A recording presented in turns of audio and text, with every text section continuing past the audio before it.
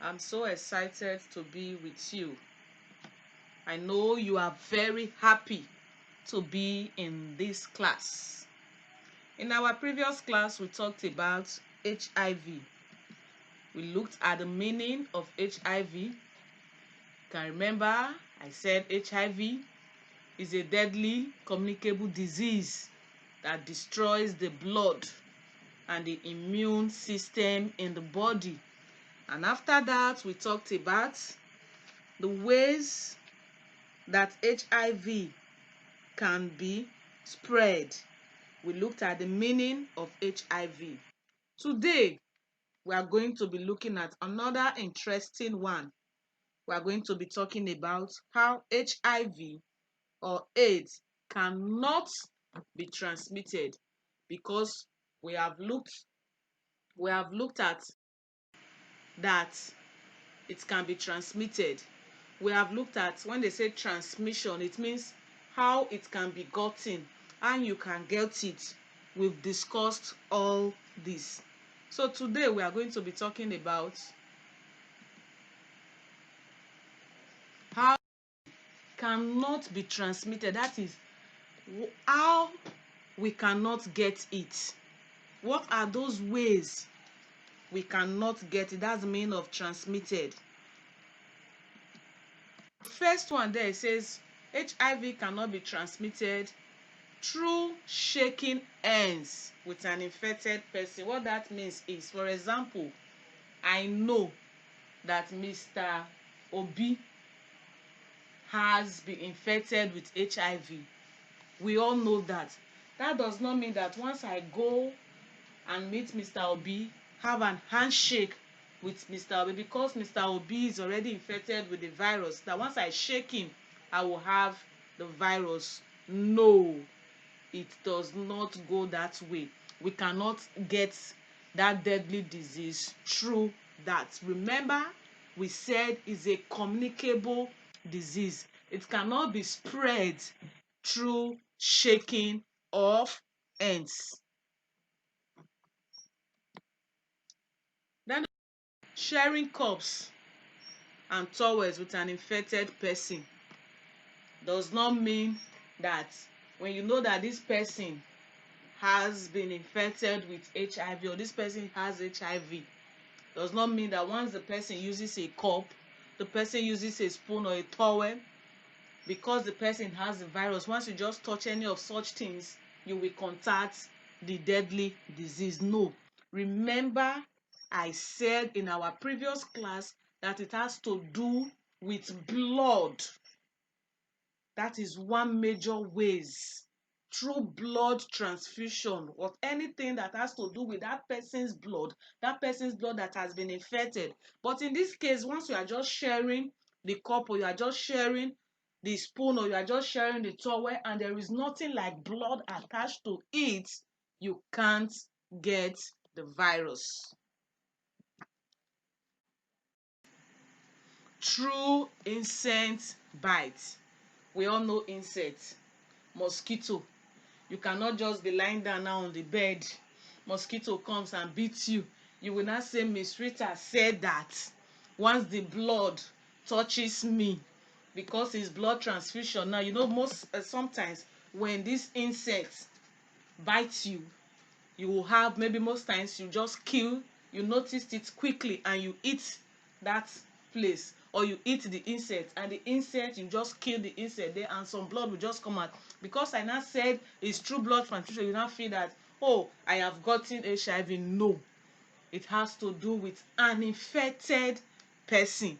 Insect bite. Through insect bite, you cannot get HIV. So please, let's be clear on this. The next one, playing with an infected person. You know, when someone is sick, these persons need love. So you will not say because this person is sick, you don't want to play with the person. Because if you play with the person now, I don't know if I'm playing with you now, I will not be infected with the virus. My kids, my lovely kids, please, you cannot be infected with HIV by playing with an infected person. You can play with the person, you can gist with the person, you can encourage the person. The only thing you need to do, you have to be careful when it has to do with cuts, with blood. Those are the places you need to be very careful with. But in any other way, you can play with that person. HIV cannot be transmitted through eating from the same place with an infected person.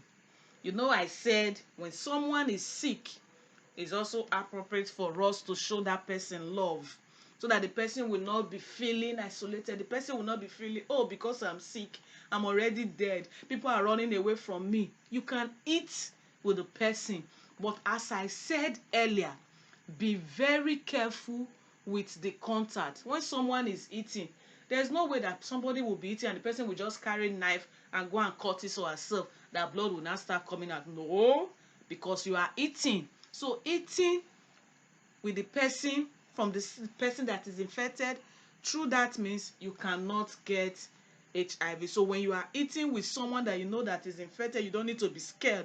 The only thing I said, and I am still saying it, kids, just be very careful.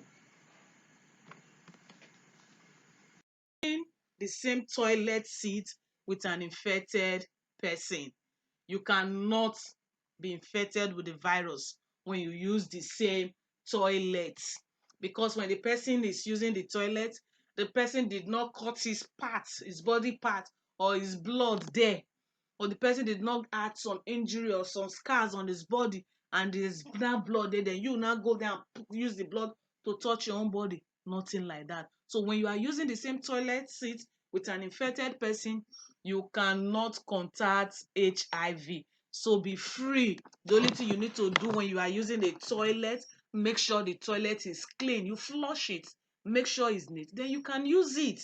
You cannot get HIV through that means. Ways of preventing HIV.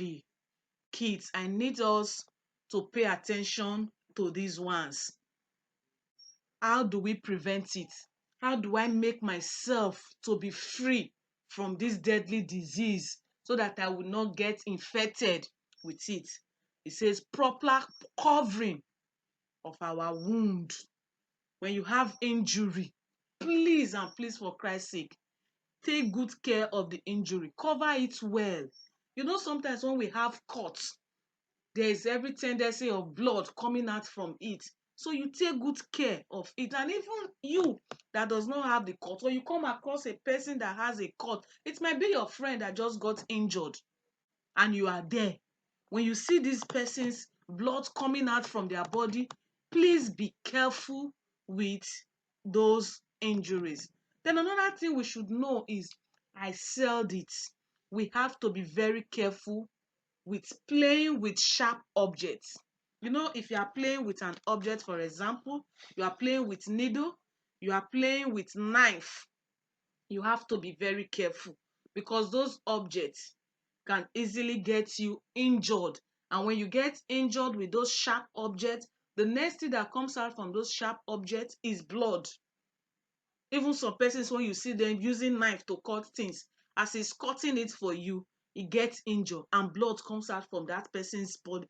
It's the blood part of it that is not good for us, because you don't know how that person's blood is. You don't know if that person's blood has been contaminated. So you have to be careful. Avoid playing with sharp objects.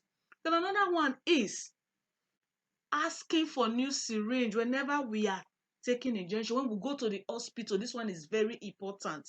Although most of the hospitals, they do that. Our health scientists and our doctors and our nurses, they are very careful when it comes to this aspect. But even if you go to a place maybe where they want to manage things for you, or they want to save costs, you will be the one to tell them that, please, I need a new syringe. That syringe is already open. You've already used it. You can't use it on me, because you don't know the person that they used it for. You don't know the kind of illness. You don't know the kind of diseases that that person is suffering from. So when you go to the hospital, always ask for a new syringe for your injection. Then another one is, there is no love in all these things. by sharing toothbrush. It is wrong. Toothbrushes are not expensive. Even you that is even using a toothbrush, after a specific time, you are supposed to throw it away. You cannot be using a brush for 1 year. You can imagine some persons will tell you that that toothbrush I've been using, I bought it since mommy bought it for me since when I was in KG3. Ah, for crying out loud. That is not healthy. So don't share toothbrush with people. Use your own, even your own that you are using after a time. Throw it away, buy a new one. Then do not use all this blood in the hospital that are not screened. If you have any cause to be in the hospital that they said your blood percentage is very low, that they want to do blood transfusion, please and please make sure that the blood they want to give you has been screened before they give it to you. The blood is free from deadly diseases. The blood matches your skin so that they will not go and give you an infected person's blood, although the hospitals are very careful in these areas. But since they are also careful, you also need to be very vigilant when you go to the hospital to also let them know that you know one or two about these things. Then another important one is abstinence from marital sex. That is having sex with the opposite. Abstinence from pre-marital sex. When that word pre is, it means that you cannot have sex when you are not married. That's what it means. It's only when you are married, because before you get married, there are some certain tests that you will do. You will pass through some process. They will, first of all, you will go for check. They will test you. You will take all the necessary measures to know if you and your partners are fit to be husband. So do not have sex when you are not married. Kids, for no reason, don't listen to anyone that will tell you to come and have sex with him or her because you don't know if that person is infected with HIV. So with all this, if you can go through all these preventive measures, I tell you, you will not contact this deadly disease. So my outstanding kids, please and please be very careful with your health, because this disease is very deadly and we are not expected to have them. I hope and I know that you have been able to learn a lot about HIV.